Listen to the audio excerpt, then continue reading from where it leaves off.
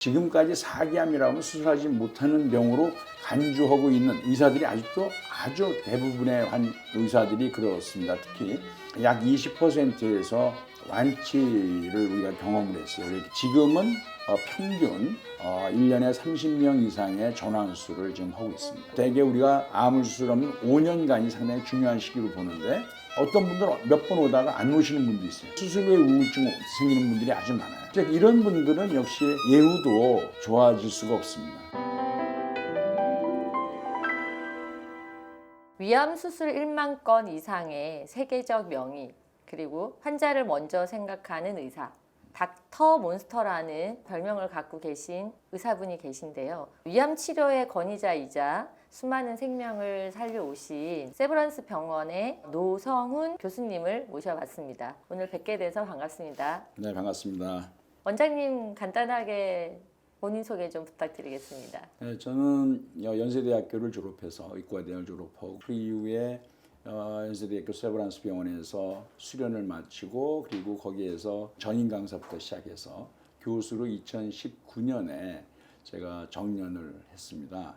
65세 정년을 한 이후에 또 의료원에서 연세의료원에서 조금 더 일을 해달라고 이제 말씀을 하셔서 지금은 강남 세브란스 병원에서 특임 교수로 환자 진료와 수술, 과거와 똑같은 그런 일을 하고 있습니다. 안병원장으로 계실 때부터 뵀었는데 원장님 하나도 안 변하시고 그대로신 고맙습니다. 것 같아요. 오히려 더 젊어지신 것 같은데. 감사합니다. 네. 그래서 다시 이렇게 건강한 모습으로 뵈니 너무 좋고요. 실제로 인터넷이나 유튜브에서 많은 정보들을 접하긴 하지만 실제 본인이 또는 가족 중에 한 분이 이렇게 암에 걸리시면 정작 어떻게 해야 되는지 굉장히 어려워하는 게 현실인 것 같아요. 그래서 오늘 원장님이 이제 이 분야에서는 또 최고이시니까 저희가 조금 일반적인 질문보다는 환자들, 또 특히 이제 원장님이 말기암 환자 전문으로 또 수술하시는 분이시니까 이게 삶에 대해서 굉장히 절실한 분들 입장에서 질문들을 좀 드리려고 합니다. 교수님께서 이제 위암이라는 질병 하나에 거의 평생을 바치셨다고 해도 과언이 아니잖아요. 혹시 그 계기가 있으실까요? 네, 제가 이제 위암을 전공하게 된 시기는 1980년대 말이거든요.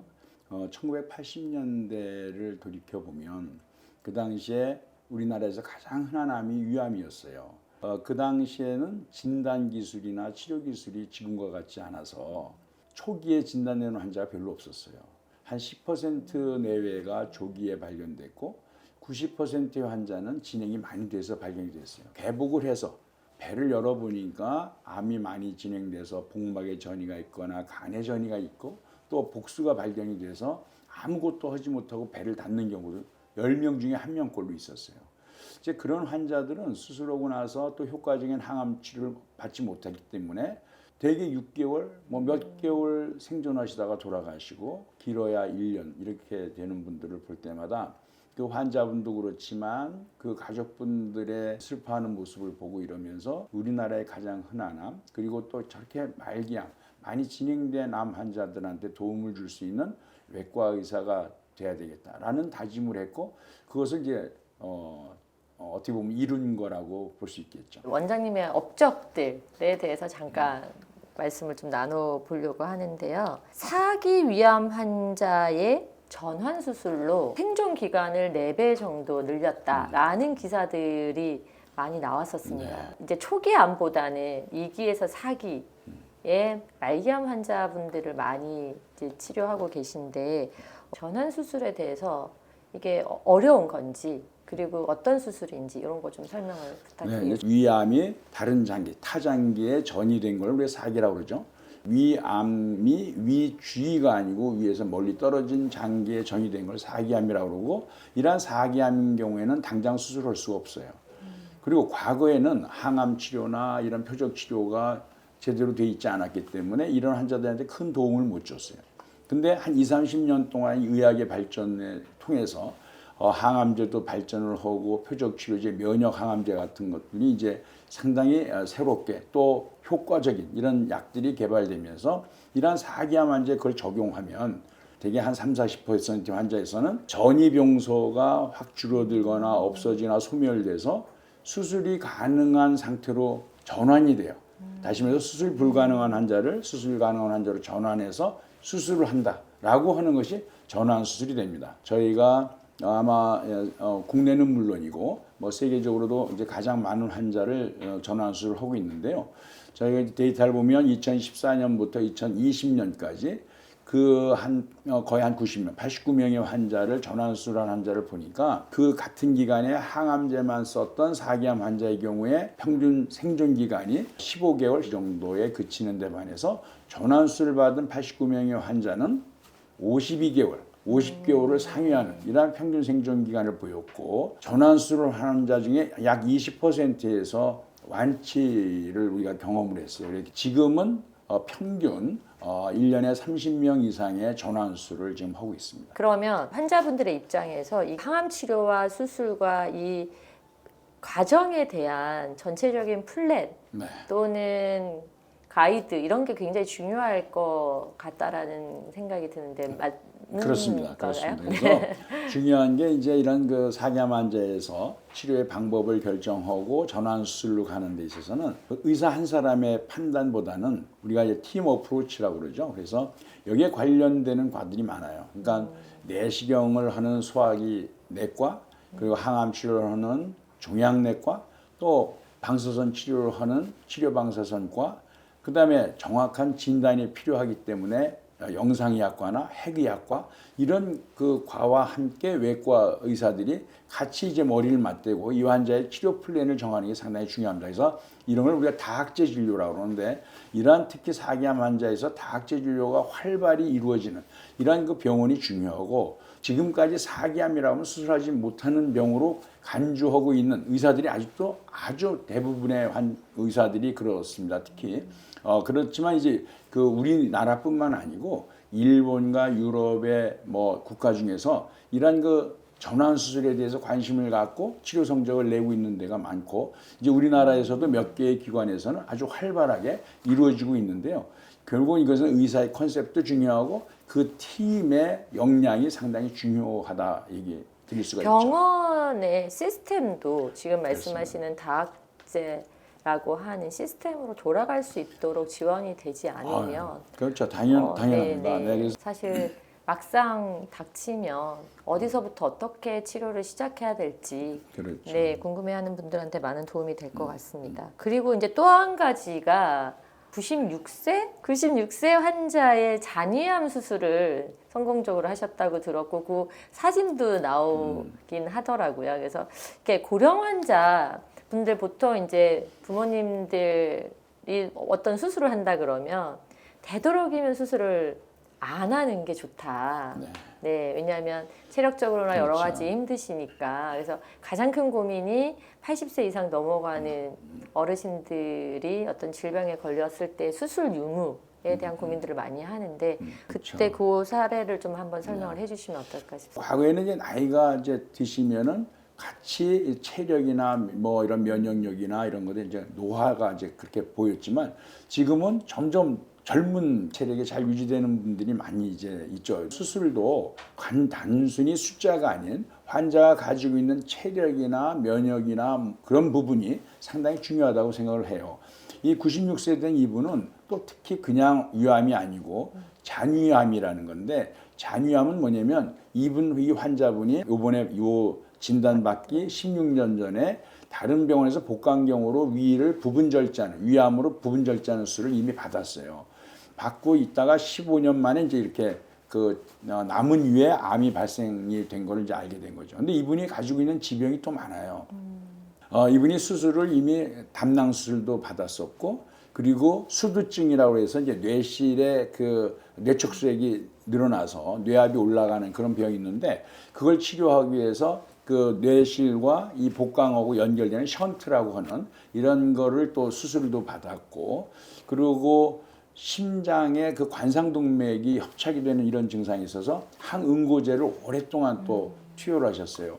그러다 보니까 이제 그거의 부작용은 뇌출혈이 한 3번 정도 있었고 비만이 복부 비만도 꽤 심하셨고 그래서 이제 다른 그 병원을 들리셨는데 거기서 이제 수술이 이제 힘들다고 그러고 너무 리스크가 높다고 하는 얘기를 들으신 거예요. 근데 문제는 뭐냐면 이 잔위암에 있는 암이 초기가 아니고 진행된 암으로 자꾸 치료를 하는 거예요. 이 환자분의 의지가 상당히 강한 건 뭐냐면 내가 몇 달을 살든 1년을 살든 나는 정말 제대로 된 삶을 살고 싶다고 하는 이런 의지가 상당히 그러니까 그분이 그런 강한 의지를 가지고 있었고 그 배우자분도 또 그런 생각을 하고 계셨어요. 그래서 수술을 하게 됐고 뭐 다행히 수술이 잘 돼서 제가 이제 마지막으로 봤을 때는 아주 너무나 행복한 수술하시고 뭐 식사하시고 이런데 뭐 출혈이나 이런 게 없으니까 그리고 체중도 좀 줄어서 몸이 가벼워서 아주 좋아하시는 그런 그 모습이었습니다. 똑같은 증상 네. 뭐 2기, 3기여도 본인 환자의 의지에 따라서 차이가 있을 것 같고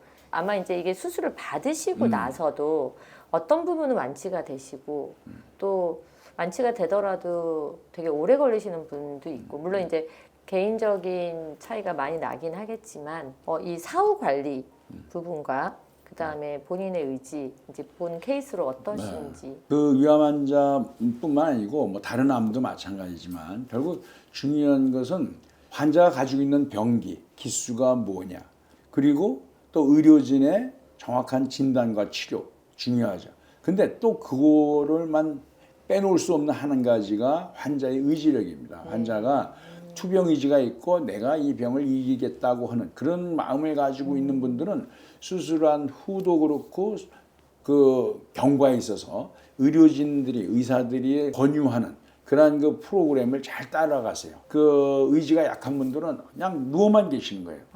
운동하지 않고 그러니 운동량이 떨어지니까 식사량도 뭐 떨어질 수밖에 없는 거고 그러니까 모든 그 영향력이 떨어지고 그리고 활발하게 움직이고 이러는 분들이 결국은 정신적이고 심리적인 거에서도 투병 의지가 있으니까 아주 명랑하고 외향적으로 이렇게 뭐 사람들도 만나고 그러는데 그렇지 않은 분들은 그냥 자꾸 집안에 혼자 있게 되고 그건 뭐와 또 아주 연관이 되냐면 우울증하고 연관이 돼요. 네. 그래서 수술 후에 우울증 생기는 분들이 아주 많아요. 대개 우리가 암을 수술하면 5년간이 상당히 중요한 시기로 보는데 그러면 그때까지 대부분의 암에 있어서는 수술을 하거나 치료를 한 후에 그 프로그램이 있어요. 예를 들면 몇 개월마다 뭐 검사를 한다든지 뭐 내시경을 1년마다 한다든지 뭐 CT를 1년 만에 한다든지 그러면 이렇게 적극적인 분들은 그 프로그램에 따라서 아주 검사를 잘 받으시는데 어떤 분들은 몇 번 오다가 안 오시는 분도 있어요.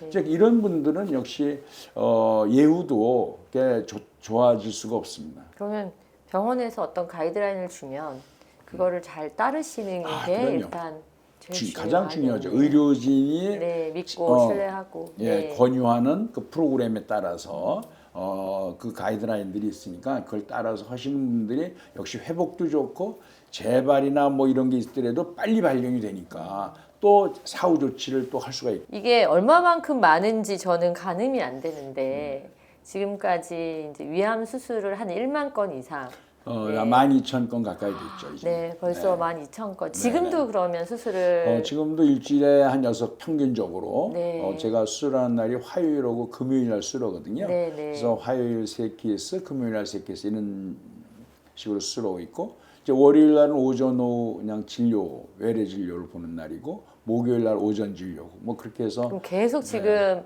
그 기록을 갱신하고 계신 거네요. 그렇게 되는 거죠. 네. 이게 제가 어디 보니까 거의 신기록이다. 그렇죠. 네. 아마 그래서 기네스에 등록을 하고 싶은데 이게 뭐 의료적인 거라서 기네스 그렇죠. 등재가 안 된다. 윤리적인 문제 네, 때문에 네. 뭐 사람을 대상으로 하는 이런 수술이나 이런 것은 기네스에서 취급을 하지 않는다는 답변을 받았습니다. 네. 그렇지만 어쨌든 비공식적으로 세계 그렇죠. 제일 네. 많은 수술을 했죠. 우선 세계 최다 지금 수술 타이틀 갖고 계신데 환자마다 이제 수술을 할 때 수술의 목표가 다르실 것 같아요. 완치를 목표로 하는 분도 있을 거고 조금 이제 생존 기간을 늘리는 쪽에 또 있을 거고 그래서 이제 그런 건 어떻게 지금 하고 계시는지 궁금해요. 뭐 대부분의 경우에는 이제 완치를 목적으로 하는 이제 그런 수술을 하게 되죠. 이제 그 치료의 목표는 환자분이 가지고 있는 병의 병기가 가장 중요합니다. 위암은 뭐 다른 암과 마찬가지로 뭐 1기부터 4기까지 있는데 1기, 2기, 3기는 당연히 수술이 이제 완치를 목적으로 하는 수술이 되는 거고 4기암인 경우에 우리가 전환 수술 같은 경우는 완치를 목적으로 우리가 수술을 하는 거고 그렇지 않은 경우도 있어요. 그걸 이제 고식적 수술이라고 그러는데 그건 뭐냐면 위에서 심장으로 내려가는 그 부위 어디가 막혔어요. 암으로 인해서. 그럼 식사를 전혀 할 수가 없어. 먹기만 하면 다 토해요. 그런데 이 암 자체가 너무 진행돼서 절제를 하는 완치의 목적으로 수술할 수 없지만 식사를 할 수 있어서 삶의 질을 유지시켜 줘야 된단 말이죠. 그러고 또 식사를 하실 수 있어야 영양 공급이 어느 정도 돼야 뭐 항암 치료나 다른 치료도 하실 수 있기 때문에 그런 경우는 막힌 부위를 놔두고 암은 놔두고 남은 위와 소장을 연결해서 음식이 내려갈 수 있는 길을 만들어주는 우회술이라고 그러는데 음식이 내려갈 수 있는 길을 만들어 드려서 식사를 하실 수 있게 하는 거. 뭐 이런 것들은 이제 우리가 고식적 수술이라고 하는 거죠. 그렇지만 이제 우리나라의 지금 위암 환자를 보면 지금 약 70% 내외가 비교적 조기에 발견이 되고 그다음에 진행성 암으로 발견된 사람이 한 30% 되는데 그 중에 대부분은 뭐 2기나 3기이기 때문에 그렇게 따져 보면은 전체의 막 90% 이상의 환자들은 위암 환자를 완치 목적의 수술을 지금 하고 있는 거죠. 그러니까 2기, 3기까지는 완치를 목표로 그렇습니다. 네, 충분히 치료가 가능하다. 네, 그렇죠.